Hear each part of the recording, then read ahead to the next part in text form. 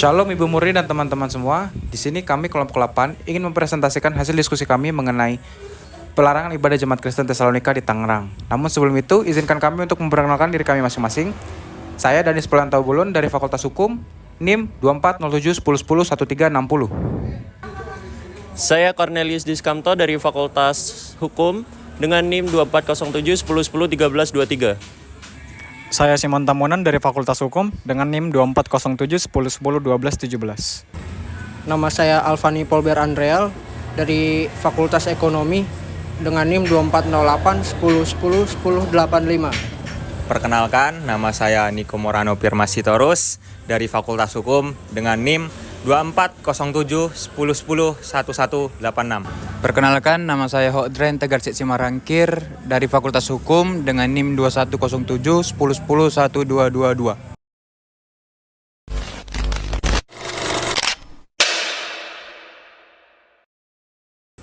Sebuah video pelarangan jemaat gereja Tesalonika di Teluk Naga, Tangerang kembali viral. Dalam video yang beredar, kita dapat lihat terdapat sejumlah masyarakat yang mengusir dan melarang adanya ibadah jemaat Tesalonika yang diadakan di bangunan beribadah yang digunakan untuk tempat doa.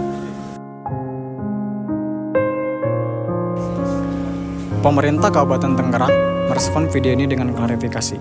PLH Sekda Soma Atmaja menjelaskan bahwa kejadian ini berlangsung pada bulan Maret tahun 2024 dan saat ini sudah kondusif. Jemaat awalnya melakukan ibadah di rumah kontrakan. Namun setelah kontrak habis, mereka melakukan di suatu bangunan yang disebut tempat yayasan dan melakukan ibadah tanpa izin resmi. Warga sekitar merasa tidak dilibatkan dalam perubahan fungsi bangunan tersebut. Padahal menurut Peraturan Bersama Menteri Nomor 8 dan 9 Tahun 2006, rumah doa termasuk dalam kategori rumah ibadah yang memerlukan izin resmi dan persetujuan masyarakat sekitar. Ketidakterbukaan ini kemudian menimbulkan protes yang kemudian terekam dan menjadi viral di media sosial. Kemudian ada tindakan pemerintah. Pemerintah langsung memfasilitasi mediasi bersama Forkopimcam, Kemenak, FKUB, dan kepolisian. Sebagai solusi sementara, jemaat diberikan tempat ibadah di Aula Kantor Kecamatan Lama, Teluk Naga. Namun, sampai saat ini, pengurusan izin resmi oleh pihak gereja belum selesai.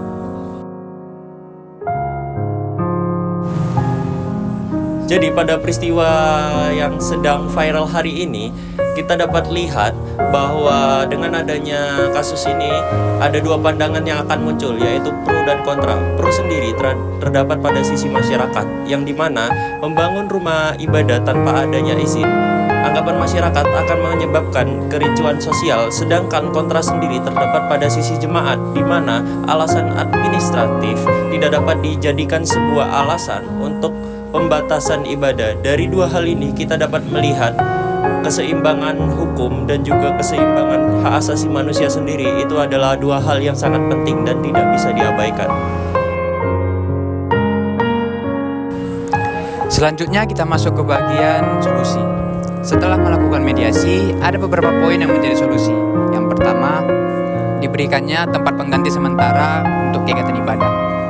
Bagi warga jemaat gereja Tesalonika, kegiatan ibadah tetap dilaksanakan, tapi dipindahkan ke tempat Aula Kecamatan Lama, Teluk Naga.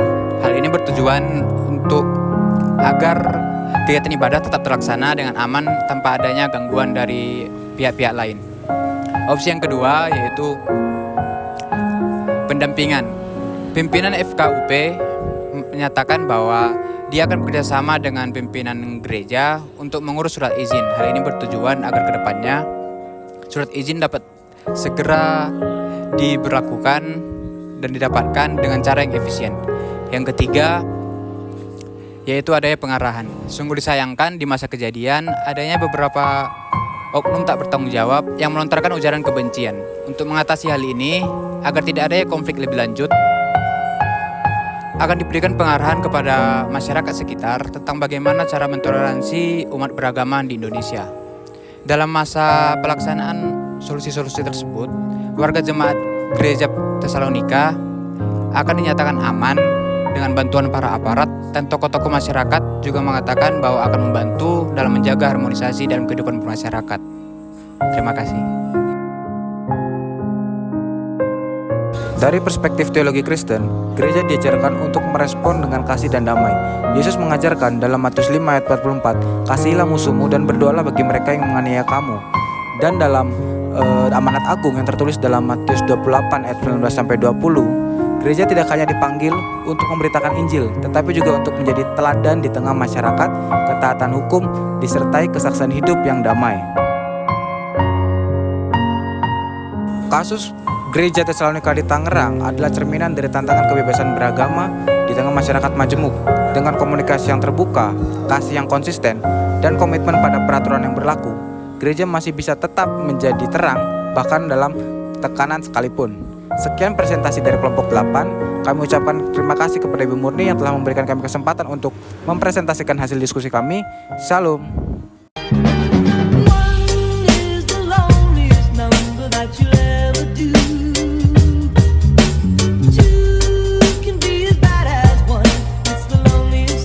Since